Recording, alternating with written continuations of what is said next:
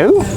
Hello? Hello everybody, this is the We're going to talk about the truly last great movie made by Dario Argento, and he just rises up now to confirm that theory, because when the 80s turned into the 90s, the Dario Argento that we knew and loved kind of went away, but he went out with one last truly great movie. It is called Opera, not to be confused with his terrible Phantom of the Opera movie.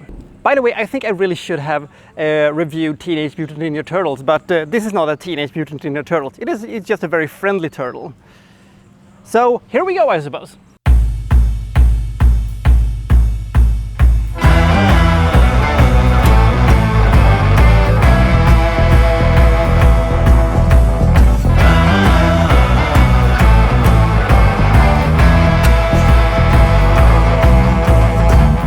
Going to make an opera about Macbeth, and because the big star of the whole production is, well, hurt, they have to replace her, so they have a stand-in, an understudy, you could say, that is going to do this Macbeth thing. And the problem is that there is a guy or girl, we'll see, with black gloves that is obsessed about her.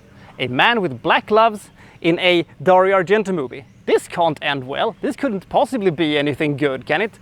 No, because he starts to torment her in various horrible ways, and slowly but surely we discover what, the dark secret he holds and why he's obsessed by her, and we'll see what happens.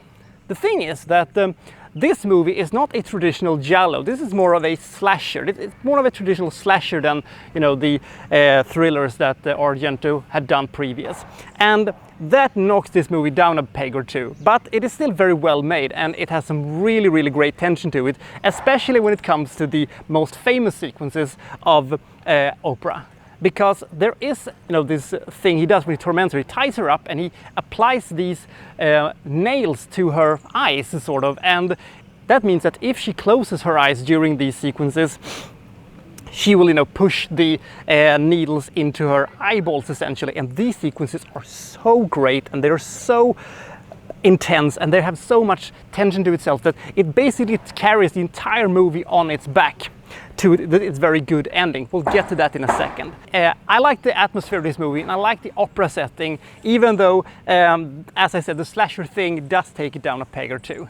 When it comes to the characters, they are, the classical, characters that you would see in a Dario Argento movie. One thing, however, that really, really annoyed me and grinded my gears a lot was the fact that you having this movie about operas and, opera singers and stuff like that, but you have a soundtrack filled with underwhelming 1980s hard rock bands, not even the really good ones, and tension-filled sequences that really could have used this attention to, and sequences that really should have had great opera soundtracks that would have made them big and cool and awesome, has these underwhelming hard rock songs instead.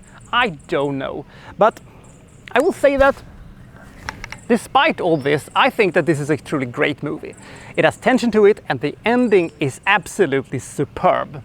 The twist that comes in this movie, I think most people could see this one coming, and including myself.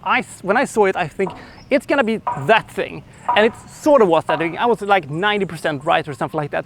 I sometimes get really annoyed when that thing happens, and I go a little bit, if I could see that thing coming, so should everybody else be able to do. But the twist didn't really matter that much for the movie's outcome, because the ending of this movie was a bit more unexpected, and it was actually so effectfully that I think that it lifted the movie up several inches. And if you've never seen this movie, I would really advise you to see it. It is a beautiful looking, it is a very special movie. And as I said, the last truly great movie Argento did. Dario Argento has done better movies like The Bird with the Crystal Plumage, or Deep Red, or Phenomena, which is actually a better slasher than this technically is, and of course Suspiria.